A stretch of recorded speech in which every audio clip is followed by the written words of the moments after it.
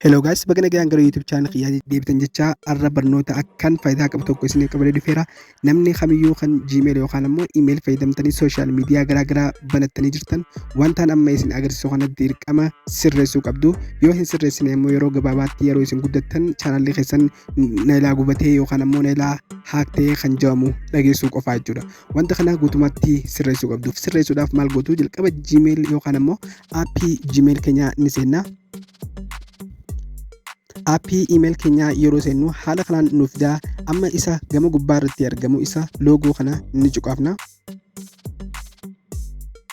Haala kanaan yeroo cuqaafnu emailota nuti bilbila keenya keessatti fayyadamnu hunda nuuf fidaa jechuudha. Amma emailii barbaachisaa ta'e ni filattu jechuudha. Emailii barbaachisaa keessan ni filattu. Sana booda amma isa manage your account isa jiru kana ni filanna. Yeroo kallattumaan isa manage account jiru filannu haala kanaan kallattumaan asitti nu dabarsaa jechuudha. Amma kun keessa emailii keenyaati. Amma achi deemnee maal goona isa security jiru ni barbaanna. Kun akkuma agartan security kiyya as jira. Isinis keessan irratti barbaaddanii ni cuqaastu jechuudha. Security kana yeroo seennu haala kanaan nuuf bana. Amma maal goona gadima deemna. Gad deemnee isa sign in with Google kan jiru kana ni filanna. Haala kanaan yeroo cuqaafnu search naa godhaa jira.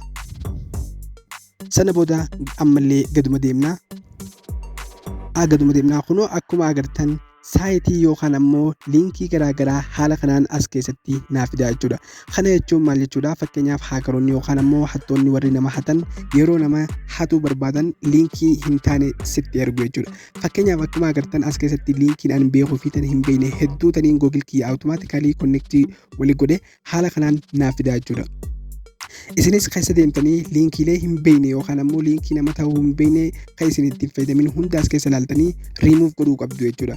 Kana remove godhuudhaaf fakkeenyaaf jalqabee irratti an tokko remove godhee isin garsiisa. Fakkeenyaaf kan inni ittiin fayyadamin amma liinkiilee kana ittiin fayyadama mee isa kana fakkeenyaaf an hin beeku jechuudha. Automaatikaalii connect naa ta'e kana remove godhuun qabaa jechuudha. Kananiin cuqaasaa yeroo cuqaasu haala kanaan remove access naaf fida.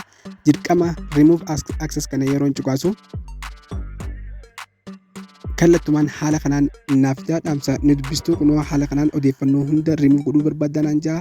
Sana booda isa okay jiru yeroon filadhu haala kanaan liinkiin automaatikaalii email kiyya keessaa guutummaatti haqamee jira jechuudha. Odeeffannoon kiyya gonkumaa hin dabruufi jechuudha guys. Kanaaf isinis keessa deemtanii liinkiilee faayidaa isin hin qabne ta'e isin hin beekne guututti haala kanaan remove godhuu dandeessu. Kana booda email keessan safety yookaan ammoo eegamaadha jechuudha.